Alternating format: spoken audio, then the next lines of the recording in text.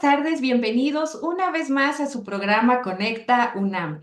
Mi nombre es Priscila Morales y hoy quiero decirles que estamos de manteles largos. Tenemos a 4 de nuestros estudiantes de la licenciatura en tecnología. Nos acompañan el día de hoy Brian, Raúl, Jan y Alexis. Y el día de hoy queremos platicar con ustedes de un tema muy importante, ya que hoy nuestra querida universidad está conmemorando una fecha que a todos los que somos universitarios y hemos estado dentro de las aulas de nuestra querida UNAM, tenemos grabado. 2 de octubre no se olvida. Entonces, el día de hoy queremos platicar un poquito también del espíritu y del orgullo universitario que a nosotros nos distingue, ¿no? Y tiene que ver mucho con el tema de la resiliencia. Entonces, el día de hoy vamos a estar tocando el tema de la resiliencia y los movimientos estudiantiles. Entonces, me gustaría, chicos, que pudieran platicar con nosotros, que pudieran platicarle a nuestro querido público qué fue lo que sucedió el 2 de octubre de 1968, hace 56 años, y por qué es importante conmemorar esos hechos hoy en día. ¿Les gustaría platicarnos un poquito? Adelante. Sí, claro que sí. Iniciemos con un poco de contexto. El mundo en 1960 fue un periodo en el que se experimentó muchísimo cambio. Muchas veces los historiadores hacen parecer esto como de que en una sola década se consiguió muchísimo más progreso que en muchas otras. Sin embargo, como voy a explicar en un momento, realmente lo que pasó es de que fue la década catálisis en la que un evento importante llevó a otro y otro y otro y otro. Para dar detalles, vamos a iniciar con los Estados Unidos, que gracias a su cercanía geográfica tuvo muchísima influencia cultural sobre nosotros. Algunos de los ejemplos de movimientos que tuvo Estados Unidos que fueron muy importantes para la cultura mexicana son el movimiento de derechos civiles, como conocerán, el movimiento protagonizado por personajes como Martin Luther King Jr., Rosa Parks o Malcolm X, el feminismo americano, que dio inicio con la publicación del libro The Feminine Mystique de Betty Friedan, y la fundación de The National Organization of Women en 1966. El movimiento indígena americano, igual fundado en 1968, y el activismo latino liderado por César Chávez. Estos eventos o movimientos, si bien se pueden ver totalmente desconectados, realmente partían todos del mismo eje ideológico, que se trataba de vamos a dar más oportunidad a las personas para que se expresen de forma libre. Y esto lo podemos ver sobre todo por cómo en Estados Unidos se mostraba mucho constantes actas en las que se daba derecho tras derecho tras derecho tras derecho. Además de eso, no solo esto fue un gran parteaguas ideológico, sino también en un ámbito científico. Por ejemplo, en 1962 se publica The Silent Spring de Rachel Carson, que es el primer libro que realmente denota con detalles y evidencia científica qué es lo que pasa cuando nosotros abusamos de los químicos, que en esos tiempos era como vamos a echarle fertilizante a absolutamente todo, y pues gracias a Rachel Carson nos dimos cuenta de que eso trae grandes problemas para el ambiente y para nosotros mismos. Además de esto, y de hecho es lo que va a dar como el camino a la gran tragedia que pasó el 2 de octubre, es de que se iban a celebrar las Olimpiadas de 1968. ¿Y qué pasa? Que ahorita podemos ver las Olimpiadas como un evento en el de que no hay problema ya que vivimos en un momento de paz. Sin embargo, justamente por estos movimientos que, si bien hablé mucho de Estados Unidos, quiero aclarar que, sobre todo aquí, en Ciudad de México, con la UNAM, hubo también muchísimas revueltas en Francia, o sea, fue un movimiento global, que básicamente un país se inspiraba al otro para tomar protesta y defender sus derechos.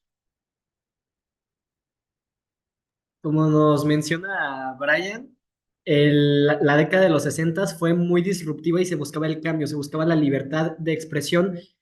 En México es muy crucial este tema porque durante años el gobierno reprimió a la población, reprimió diversos movimientos, tanto estudiantiles como sindicales.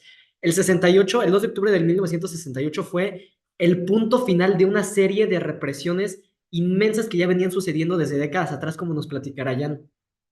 Sí, como sabemos, el 2 de octubre pues estuvo esta matanza de un montón de personas que no tenían ningún conflicto realmente entre ellos, sino que era un conflicto con el gobierno.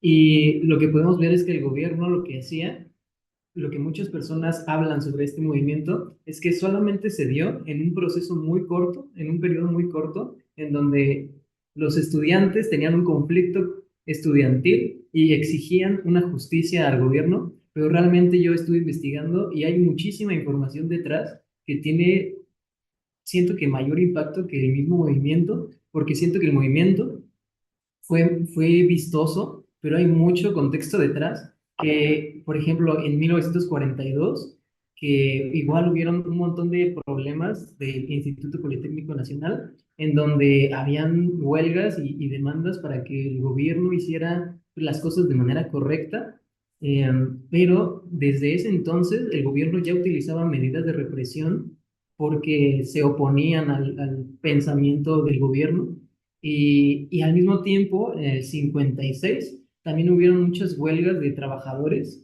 eh, que se les veía como agitadores sociales y entonces como se veían que iban en contra del gobierno, los reprimían, los desaparecían, los mataban, pero ya en esos entonces habían matanzas y desapariciones que es pues, algo muy violento y que el gobierno se daba la libertad de hacerlo libremente sin que hubiera realmente es una consecuencia, porque en ese momento, aparentemente, como que no, sí lo escondían correctamente, y pues se me hace que el problema viene desde mucho más atrás que ese mismo día. Uno de los antecedentes directos que podemos encontrar del 2 de octubre de 1968 fue 4 años atrás, en el que Díaz Ordaz aplastó diversos movimientos sindicales de médicos. Ahí como que los propios estudiantes se pusieron como del lado de los médicos y ese es uno de los antecedentes directos de hace 4 años. En el propio 1968, lo que dicen que es como lo que empezó todo, por así decirlo, fue el 22 de julio, en el cual estudiantes de dos prepas vocacionales participaron en un juego de fútbol americano que acabó en pleito. Aquí la policía entró con la excusa de intentar calmar lo que estaba pasando cuando realmente usaron fuerza desmedida y, y atentaron contra la libertad de varios estudiantes. Cabe decir, si no me estoy equivocando, que el precepto directo, o bueno, lo que incitó a la movilización ese día 2 de octubre, fue el que llegaron personal del Poder Judicial a las aulas en las que estaban algunos chicos que eran manifestantes y tenían ubicados, y los violentaron, lo cual provocó entonces la reunión con todas estas universidades, locaciones, y fueron alrededor de 10.000 personas, si no estoy equivocado, más o menos, las que se reunieron ese día, el 2 de octubre, en la Plaza de las Tres Culturas. Y fue ahí donde empezó todo. ¿Quieren que les platique un poquito cómo fue la operación? Vaya. Cuando terminemos los antecedentes, ¿no? Que todavía nos falta. Súper.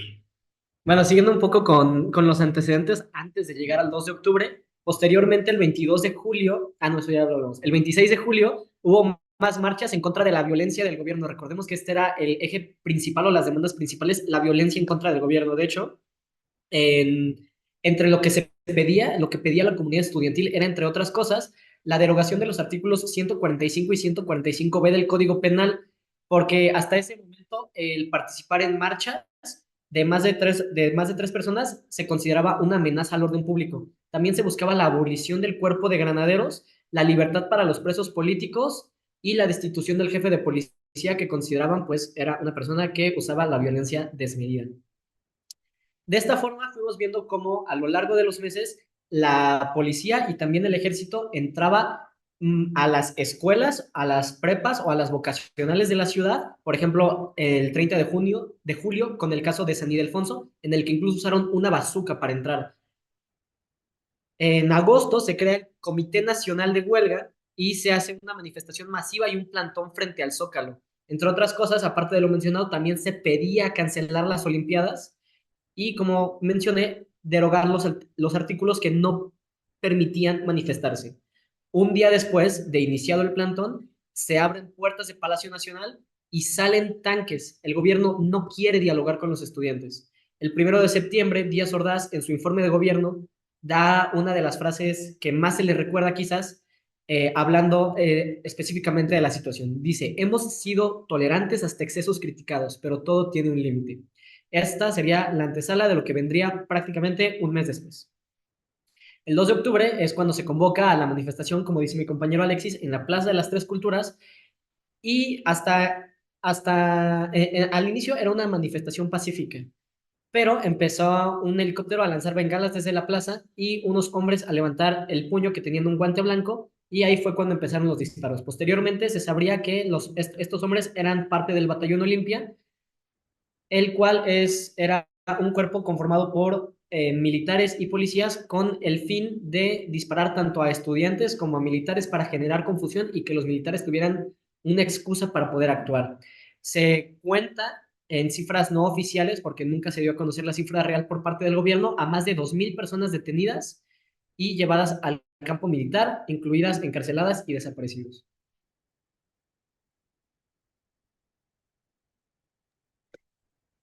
Muchas gracias, chicos, por estos antecedentes tan importantes. Es bueno que nuestro público sepa qué fue lo que realmente sucedió, ¿no?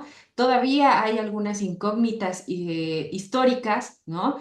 Que no nos permiten tener la información completa con respecto a qué sucedió esa noche. Pero hay testimonios de nuestros abuelos, de algunos profesores que hoy en día comienzan también ya a bajarse de las aulas de la universidad por un tema también de edades, ¿no? Algunos profesores eméritos de esta máxima casa de estudios que desafortunadamente vivieron de manera presencial los hechos, pero que son sobrevivientes de esa lucha estudiantil y que gracias a nuestros abuelos, a los padres de muchos, y a estos maestros eméritos con los que contamos en esta casa de estudios, pues hoy en día nuestra historia como estudiantes es diferente. Podemos contar una historia distinta, ¿no? Pudimos aprender de ellos también esta capacidad resiliente para poder enfrentar situaciones tan delicadas y poder seguir creciendo, poder seguir luchando dentro de las mismas aulas desde nuestras posiciones como estudiantes o como profesores, ¿no? Entonces, me gustaría saber cómo es que ustedes viven esta cara de la historia, ¿no? 56 años después, ¿cuál es la perspectiva que ustedes como estudiantes tienen con respecto a este movimiento? ¿Qué es lo que podríamos pedirle a la sociedad? ¿Qué es lo que podríamos pedirle incluso a las autoridades? ¿Cómo podemos hacer escuchar nuestra voz? ¿Cuáles son las necesidades estudiantiles de hoy en día? ¿Qué necesitamos cambiar? ¿Qué necesitamos mejorar como sociedades, como alumnos y como profesores, no solo de esta máxima casa de estudios, sino que hacemos extensiva también esta invitación al cambio a las demás universidades que el 2 de octubre se hermanaron con el Instituto Politécnico Nacional, con la Universidad Nacional Autónoma de México y entre ellos también marcharon hombro con hombro la Universidad La Salle y la Universidad Iberoamericana, ¿no? Un día especial en el que no hubo distinción de escudos estudiantiles, sino que todos marchaban en una sola voz, ¿no? Pidiendo justamente dentro del pliego petitorio lo que hace unos momentos nos comentaba Raúl. Entonces, ¿qué podríamos decir 50 estas aulas universitarias, jóvenes? Pues a mí me gustaría iniciar primero diciendo que tengo muchísimo orgullo de mi universidad, ya que yo al ser queretano de nacimiento solo había escuchado de la UNAM por historias, ¿no? Siempre era UNAM, UNAM esto, UNAM esto, UNAM esto. Y no fue hasta que realmente entré que vi el cambio de cultura. Este cambio me sorprendió mucho justamente al investigar sobre el movimiento del 68, que tiene muchísimos antecedentes históricos. O sea, si vemos la lista de protestas que se hicieron, prácticamente en todas estaba la UNAM, prácticamente en todas se encontraban formas inteligentes de protestar de forma pacífica, prácticamente en todas encontramos esta justamente resiliencia en cómo los estudiantes eran constantemente oprimidos y sin embargo mantenían un frente fuerte para pelear por sus derechos. Y es que justamente en esta década de los 60 es algo muy hermoso de ver porque es una total disolución de los muros entre muchos grupos. O sea, estamos hablando de feministas, estamos hablando de estudiantes, estamos hablando de latinos, estamos hablando de indígenas, estamos hablando de afroamericanos. O sea, vemos todos estos grupos conveniendo en la misma idea que pues, viene ya desde bastante tiempo atrás y es de que se tienen que respetar los derechos humanos. Particularmente en nuestra escuela, que es la Enes Juriquilla, a mí me gusta mucho que se respete mucho esa cultura. Cuando recuerdo que viví mi primer paro, a mí me sorprendió mucho saber que los profesores efectivamente no dejaban tarea, que los profesores efectivamente respetaban nuestro derecho de protesta y que además muchas veces ellos unían. Y puede parecer algo muy tonto, pero que una persona que te han enseñado durante toda tu vida que está en posición de poder realmente te tenga ese respeto y te escuche es algo muy increíble. Y justamente el movimiento estudiantil del 68 muestra esta dicotomía de cómo ellos tuvieron totalmente lo contrario. Creo que el evento quizás más ejemplificativo de esto fue la protesta del silencio, en la que justamente Ordaz y, los demás, y las demás personas le decían, no, lo que es que los estudiantes solo son estruendosos, solo quieren hacer caos, solo quieren venir a romper con lo que ya tenemos simplemente por el placer de hacerlo, ¿no? Y los estudiantes se pusieron cinta sobre la boca para mostrar que ellos podían protestar de forma pacífica sin hacer ningún tipo de ruido y considerar que miles de estudiantes se pusieron de acuerdo en un tiempo en el de que no existía el Internet es también una cosa sorprendente, ¿no? Entonces, en conclusión, yo diría eso, que ahorita yo gozo, y todos mis compañeros espero, de derechos muy buenos que pueden parecer obvios, ¿no? Pueden parecer un decreto prácticamente que divino en el de que cualquiera que los rechace está obviamente mal. Sin embargo, como podemos ver, nuestra historia nos muestra algo muy diferente. Muestra que lo contrario podría haber sido la norma si es que estos valientes estudiantes, profesores, doctores y todos los demás personas de todos los flujos económicos y sociales no hubieran luchado por lo que tenemos ahora.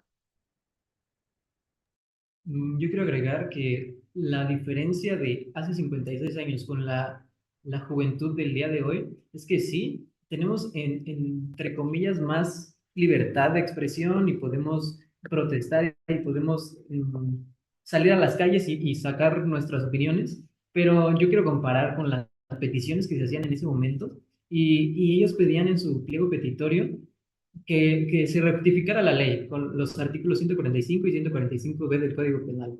La abolición de los cuerpos tácticos que tenía la policía, la libertad de personas que estaban injustamente encarceladas, identificación de personas desaparecidas.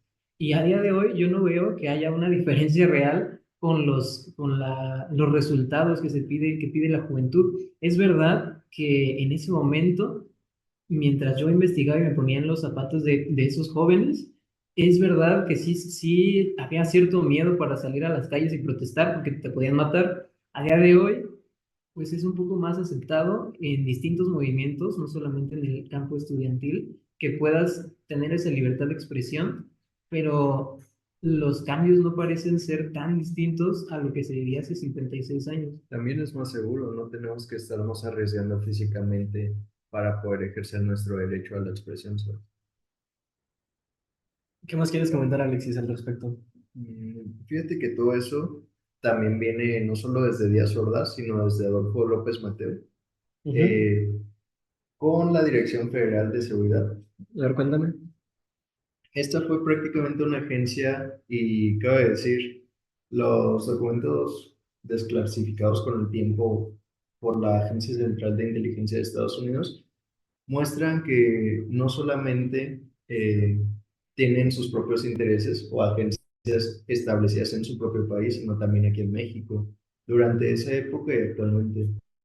Y pudieron haber instigado cierta represión a los movimientos, como con la inauguración de esta Dirección Federal de Seguridad, que también provocó la muerte y desaparición de muchas personas. Algo que comentar al respecto. Y acerca de la resiliencia, ¿qué opinas? ¿Por qué es importante recordar el día de hoy el movimiento? ¿Qué te deja? ¿Qué te enseña? ¿Qué te transmite? Fíjate que creo que no es una resiliencia solamente en la época, sino fue una resiliencia que se transmitió. ¿En qué sentido? No solamente la gente en esa época se adaptó a los problemas, vio que había problemas y tuvo la valentía de decir yo voy a hacer algo al respecto, sino también nos dejaron como legado el aprendizaje de, oye, tú en tu era, si hay algo que no está bien, ten la valentía de decir que no lo está y hacer algo.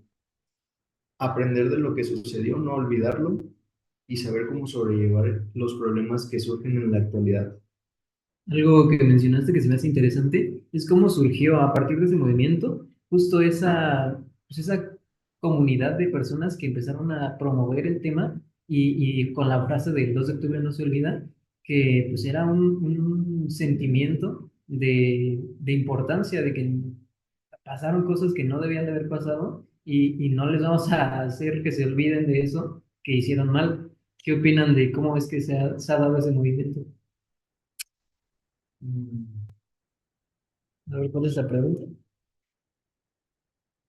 Yo analizo cómo es que se ha dado la situación en donde todas las personas no solamente en México, sino en el mundo también, se han dado cuenta de las situaciones que estaban sucediendo y empezaron a esparcir ese mensaje del 2 de octubre no se olvida por los hechos negativos que sucedieron en el país.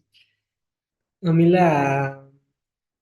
a mí el movimiento me deja como reflexión el pensar que la UNAM siempre se ha caracterizado por ser como de las primeras universidades en siempre levantar la voz frente a injusticias, en ser luego se hace como el meme, por así decirlo, de que están en paro muy seguido, así, pero es que realmente tienen demandas y exigencias y la manera de hacerse escuchar, pues muchas veces es esa.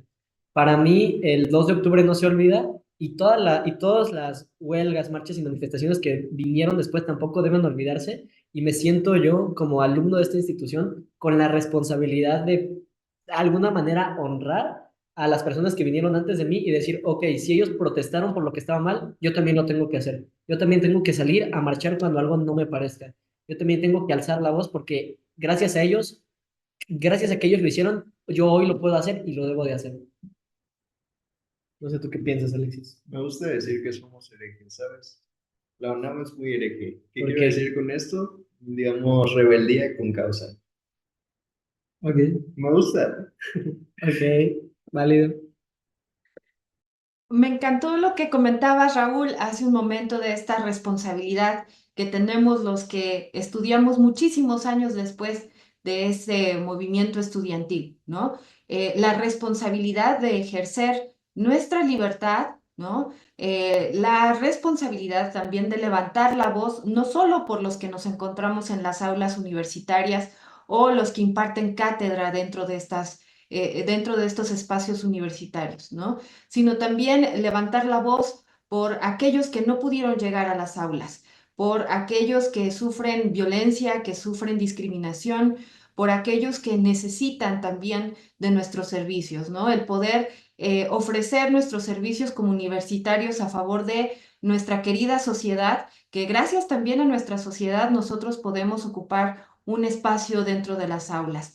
También es cierto que la universidad a lo largo de la historia de nuestro país ha jugado un papel crucial para poder atender situaciones catastróficas como el terremoto de 1985, donde las cuadrillas universitarias son quienes toman un papel principal para poder atender y para poder salvar incluso las vidas de nuestras mexicanas y de nuestros mexicanos, ¿no? Entonces, creo, Raúl, junto contigo, comparto esta corresponsabilidad que tenemos desde los diferentes espacios que ocupamos, desde las diferentes disciplinas que profesamos y este compromiso que tenemos con nuestra universidad y con nuestra sociedad, ¿no? Y que estos movimientos estudiantiles que han favorecido también nuestros derechos universitarios, como lo han sido los movimientos de 1999, que también estuvieron a favor del pase reglamentado para muchos de nosotros como universitarios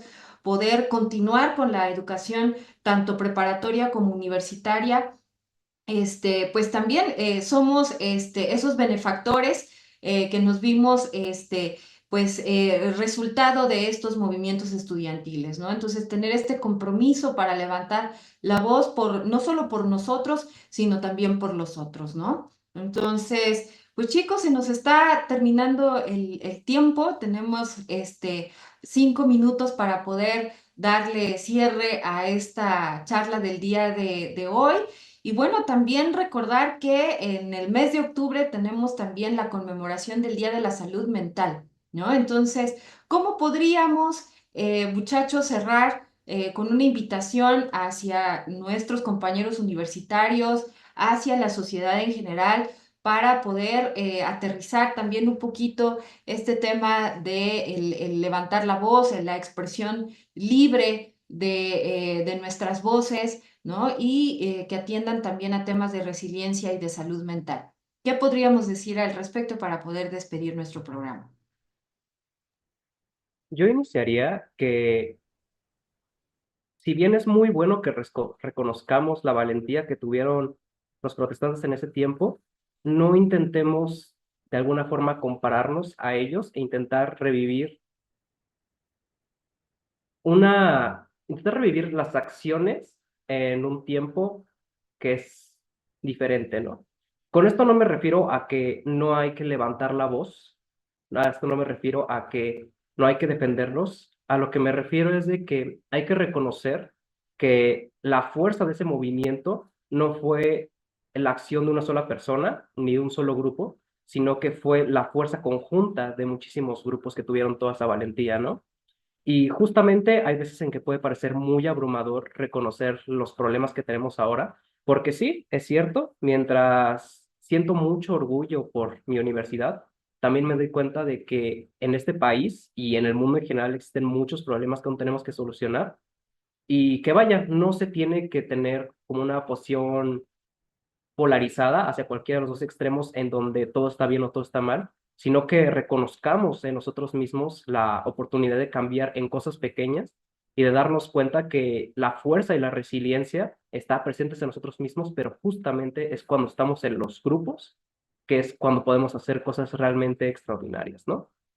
Y ahora sí que para dar ya el detalle claro, básicamente con que nosotros defendamos nuestros derechos y defendamos los derechos de nuestros profesores, de nuestros administrativos y de nuestros compañeros, muchas veces hacemos más que suficiente.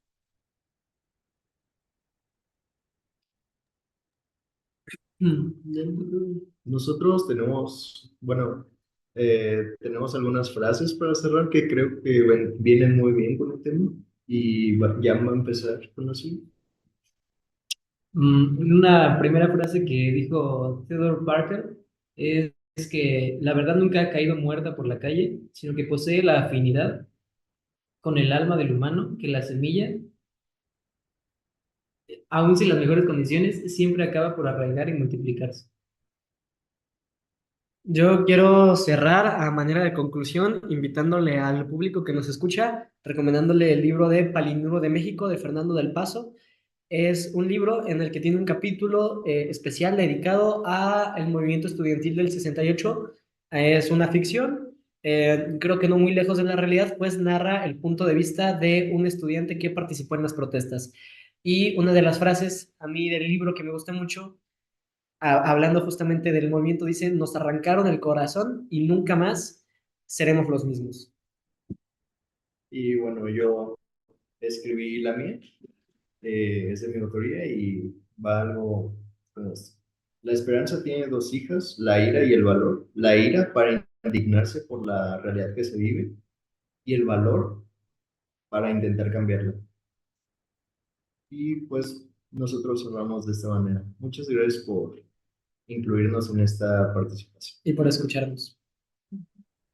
Pues muchas gracias, ha sido un placer escuchar la voz joven de nuestros universitarios 56 años después de este movimiento. Es de verdad bastante especial poder honrar a nuestros abuelos, a nuestros padres, a nuestros profesores eméritos que lucharon por nuestros derechos hace 56 años y que sepan que la lucha que tuvieron durante los diferentes movimientos y las causas que defendieron hoy en día están rindiendo frutos y nosotros somos ese fruto y estamos dispuestos a seguir honrando la memoria de nuestros ancestros.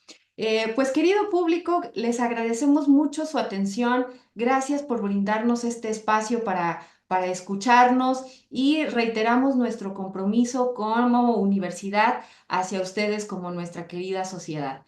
Y gracias, queridos estudiantes, por haber participado en este programa y queremos invitarlos a seguir escuchando los siguientes programas que estarán enfocados también al cuidado de la salud mental. Nos vemos por aquí los miércoles. Ha sido un gusto estar con ustedes, querido público, y les recordamos 2 de octubre, no se olviden. Gracias, hasta luego.